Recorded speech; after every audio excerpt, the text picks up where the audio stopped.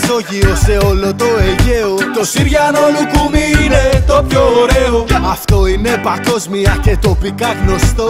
Λαός και κολονάκι το βρίσκει εθιστικό. Το σπροχνέο Τζόνι Ντεπ κάτω στο Μεξικό. Στο κότερο στην Μύκονο το τρώγανε καυτό.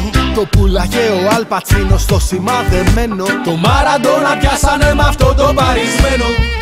Ω, λουκουμάκι μου γλυκό, συμφέροντα σε κρύψαν απ' την ιστορία.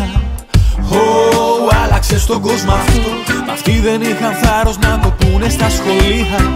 Ω, λουκουμάκι μου γλυκό, συμφέροντα σε κρύψαν απ' την ιστορία. Ω, άλλαξε στον κόσμο αυτό, μ' αυτοί δεν είχαν θάρρος να το πούνε στα σχολεία. Η Εύα ήταν η πρώτη που μπήκε στον πειρασμό, σερβίροντας λουκούμι με καφέ ελληνικού. Κι ο Πάρης του Μενέλαου έκλεψε την Ελένη. Με λούκουμο σκόνη την κράταγε μαστουρωμένη. Στην Αίγυπτο η Κλεοπάτρα έκανε τρελίτσες πάνω σε πυραμίδες από Συριανές μπουκίτσες. Τα έμαθε κι ο Νέρονας πήρε και είπε Πronto, στείλτε για μπροσάνα μα λουκούμι περγαμόντο. Ω, λουκουμάκι μου γλυκό, ήρθε η ώρα να σε αποκαταστήσω πλήρως. Ω, για το μύθο σου θα πω, γιατί είσαι Αιγαίο, είσαι έρωτας και σύρος. Ω, λουκουμάκι μου γλυκό, ήρθε η ώρα να σε αποκαταστήσω πλήρως.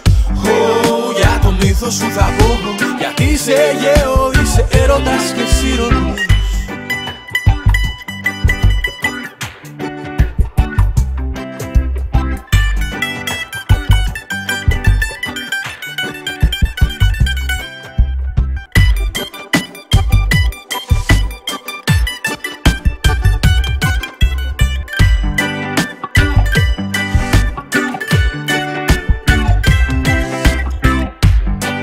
Λουκουμάκι Συριανό,